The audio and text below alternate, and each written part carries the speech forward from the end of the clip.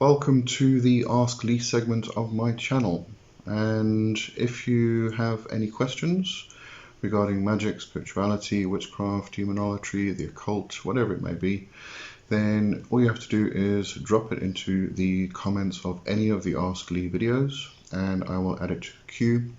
And I do these every Wednesday, so just look out for your questions. Welcome to my channel. You are entering the world of magic and mysticism with your host, Lee W. Johnson. Keep the lights on and help improve the channel by becoming a supporter for just $2.99 per month. Hit the join button. Okay, back to the Ask Lee Wednesday stuff. I think I need to change that intro actually. It was made during winter when things were cold. It's definitely not cold anymore, so I don't have jerseys on. Okay, first question. Let me just see here. This is from Lady Puppetins. Okay, this was in relation to the video I did about spirit boards, Ouija boards. Sorry, let me just set my exposure there. Otherwise it keeps going funny.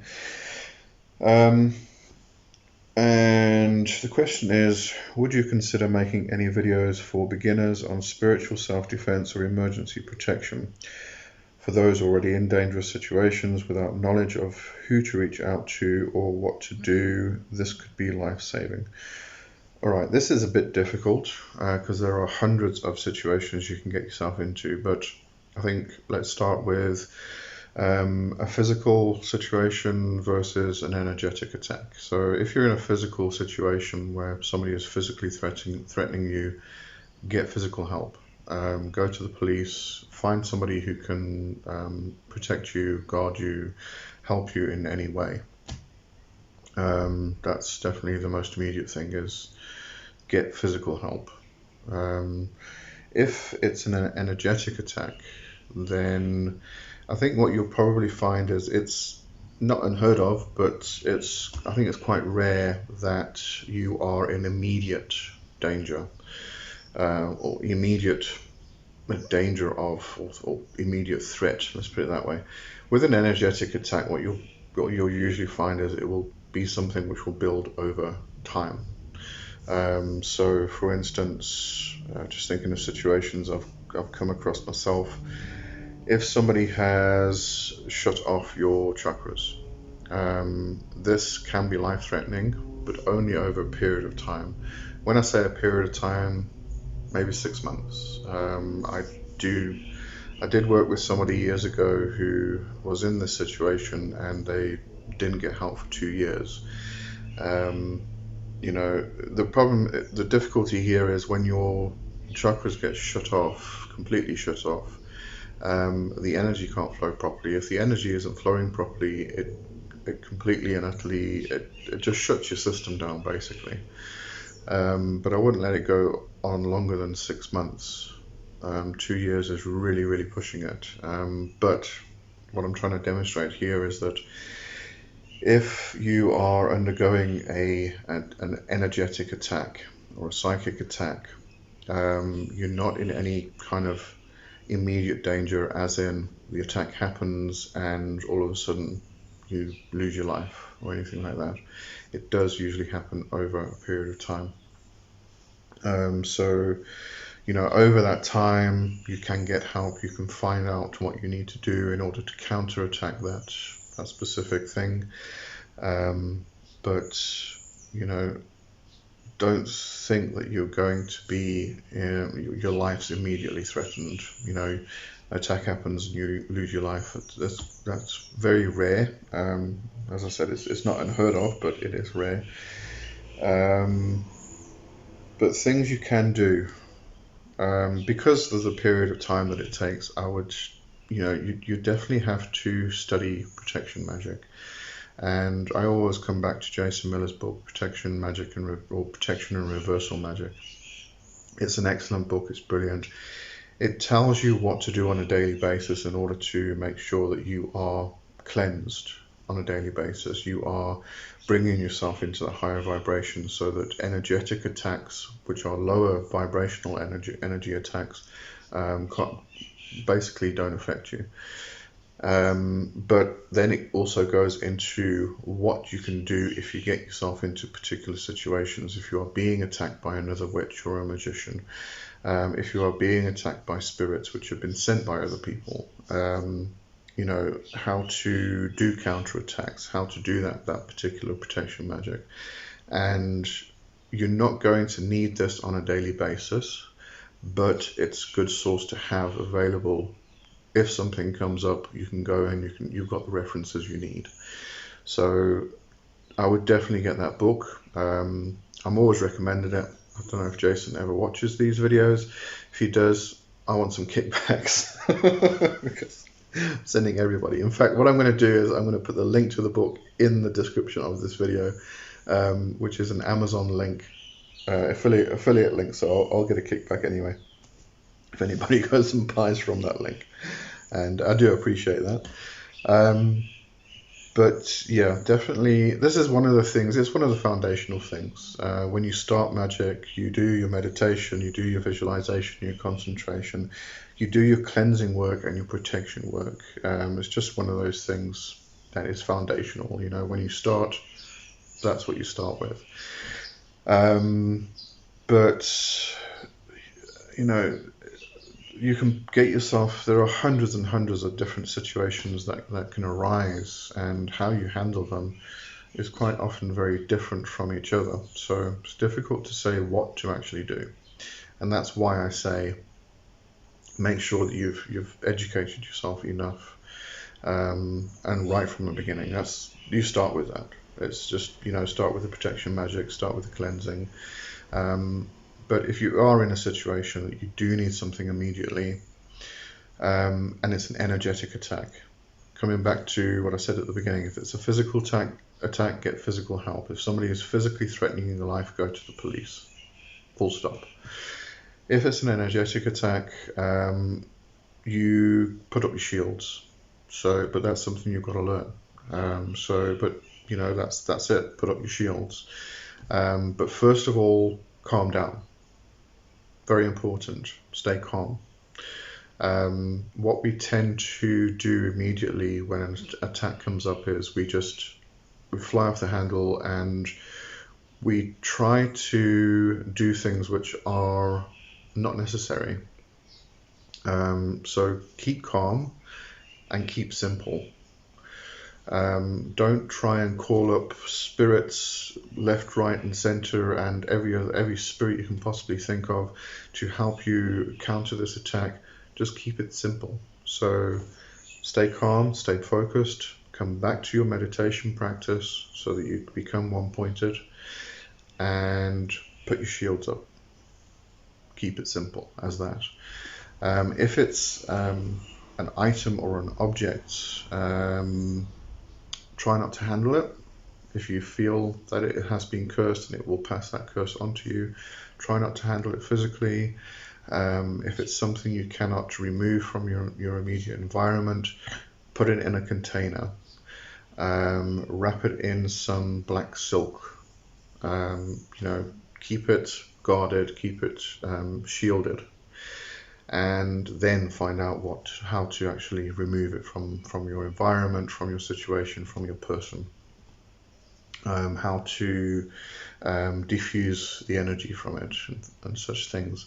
But if it's, as I said, if it's an item that you have in your immediate environment, try not to touch it physically, try not to handle it physically, just in case it does transfer that energy to you, and put it in a container, a box, a Tupperware box, you know, as long as it keeps you from handling it physically, and then find out how to diffuse that energy.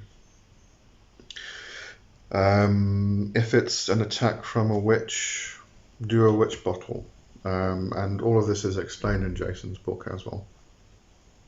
You can do a witch bottle, you can put up wards. If you are doing your protection magic beforehand, you've probably got wards up already. specific spirits which are guarding you and helping you with that particular thing, or it could be familiars or servitors, spirits that you've created which are standing guard. And so there's a whole lot of stuff that you do need to do as you start practicing witchcraft. So this is beginner stuff, is that protection magic. You don't want to do all of it, and this is where things get a bit tricky, is you don't need to do all of it. You just, as long as you're doing a daily practice of meditation, banishing rites, and prayers and offerings, which is the first section which is mentioned in Jason's book. As long as you're doing that, you've got that would be your equivalent to your basic house security. So you may have an electric fence around your property, or you may have an alarm. You may live in a complex like I do, which has a security guard and a boom. So people get checked before they come in, and there's an electric fence running around so people can't jump over the wall. But sometimes people get over or get past that basic security. Then you can start employing other methods, and those methods will probably be temporary. As long as you keep up that daily cleansing, protection, energy elevation and things like that, you should be okay until somebody actually just gets past that security, and it can be for a lot of different reasons that happens. But you've got the education behind you, you've got the sources, you've got that Jason Miller's book. You can go straight to that book and you can go through it and you can find a solution. So that's really what I would recommend. Get hold of that book and do your basic daily stuff, and educate yourself. Find out how you can protect yourself in different situations. When you get yourself into those situations, if you get yourself into those situations, you've got a source that you can go directly to. If you have elders in your community, in your own personal community, and I don't mean going onto a Facebook group with 4,000 or 5,000 members and asking there. I mean a personal community. Try and build a personal community, containing a small group of people that you trust with your life. These become your family. Then if you've got any elders in there or people who have been through the same thing and experienced it, you've got your community that you can go to and ask for help. And if anybody in the community doesn't directly know, they may know somebody who does. So at least you've got an outreach, you've got a network that you can go to. So also very important. Okay, I'm going to leave that one there, and then we're going to go to the next question, which is from Jennifer Mava 270. Sorry. Okay, so Lucifer and Samael are different angels. Is Samael Satan? Also, I feel Lucifer is a stronger entity than, for example, Archangel Michael. Also, has Lucifer killed several outer gods and cosmic entities? I don't even know when I got this info. It's mainly in dreams. You're having some seriously wild dreams there, Jennifer. Is Lucifer and Satan different angels? Yes, they are. Having said that, I personally don't consider Lucifer to have any connection with the Christian or even the Jewish faith or religion. So is Lucifer an angel from heaven? No. In my personal interpretation, no. But then again, this comes back to how you interpret heaven. We talk about the heavens. Is this the Christian heaven? Is it a heaven which is just considered to be the upper world? And what is in the upper world, depending on what tradition you're dealing with, that's going to have a completely different interpretation as well. So, let's rephrase this. Is Lucifer and Samael different spirits, different entities? Yes, absolutely. Are they angels? Samael is considered in that particular faith to be a fallen angel or an angel of death. In that particular faith, Lucifer would not be an angel in my interpretation. So, this all gets very tricky. Who is Lucifer? Lucifer is different for many people. Lucifer is a light bringer, and there are many, many, many different light bringers throughout all the traditions and faiths. So it gets difficult to answer this question. Is Samael Satan? Satan is considered to be the adversary. Samael is considered to be the adversary in many interpretations. So yes, it can be. We can say that Satan or Samael is a Satan figure.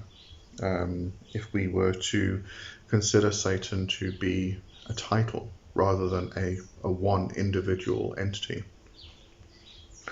I feel Lucifer is a stronger entity than, for example, Archangel Michael.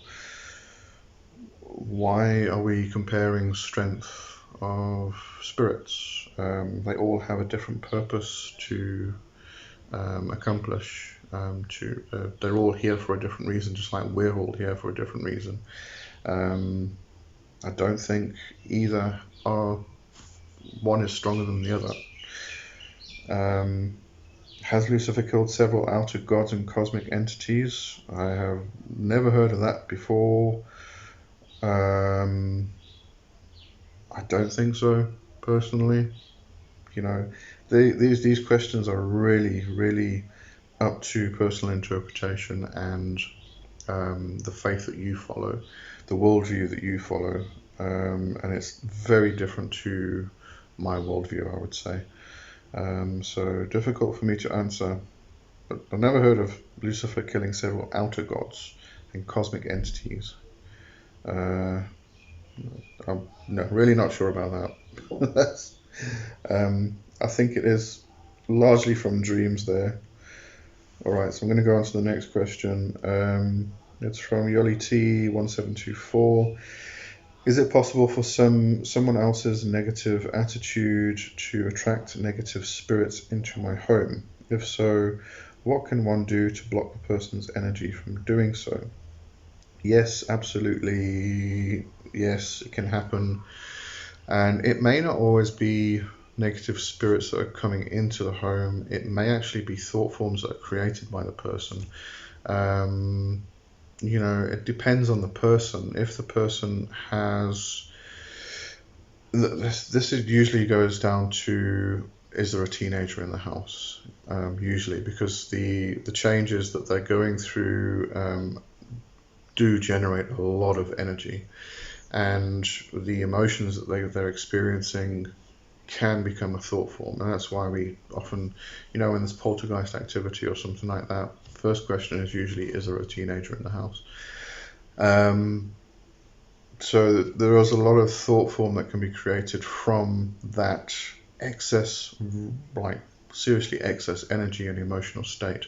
If the person is elderly, not usually the case, because they don't have the same life force, or that same boost of energy which can go into creating a thought form. But negative attitude is negative attitude, and it's negative energies.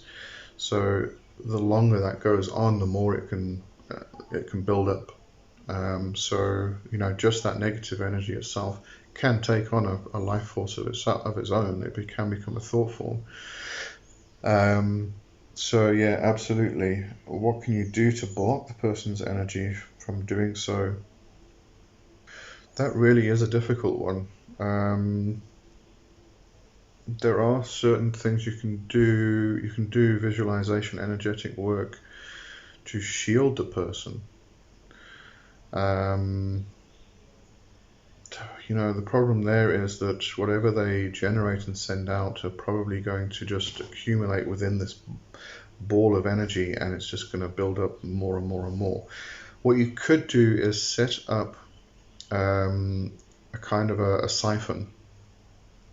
So what this usually comes, this usually comes in the form of some kind of servitor. And what you would be doing is this, just create it like a ball of energy. And what it does is any negative energy that gets thrown off by this person gets directed at this servitor. And then what that servitor does, it takes it somewhere, or it does something with that negative energy, depending on what you can handle, what you think you can do with it, what you can transform it into something different if you feel you are able to do that. Otherwise, what it can do is it can just every now and again go outside and dump it in the ground. If you've got a compost heap outside, dump it in the compost heap. All of that negative crap. That's one option. Otherwise, what you can do is get it to transform it into a different energy that you can then use for something. What you might want to do is set something up where that negative energy is being projected from the person to this entity, to this servitor. It's getting transformed into positive energy, and then it's getting sent back to the person, so that over time what happens is you sort of start to counteract what's happening or coming from that person. You may get a bit of a pushback, you may get a bit of a conflict with that type of working, but something to consider. That's definitely something I would look at doing, is creating a servitor that can take that energy and do something with it, whatever you feel necessary. If you're stuck in a situation where you cannot leave yourself, that would be option number one. Leave, get out. But if you can't do that, I would set up a servitor and take that negative energy so it doesn't affect you directly, and do something with it. Dump it in the soil outside, so that it becomes compost in the ground. The earth can transform it into something positive that it can use.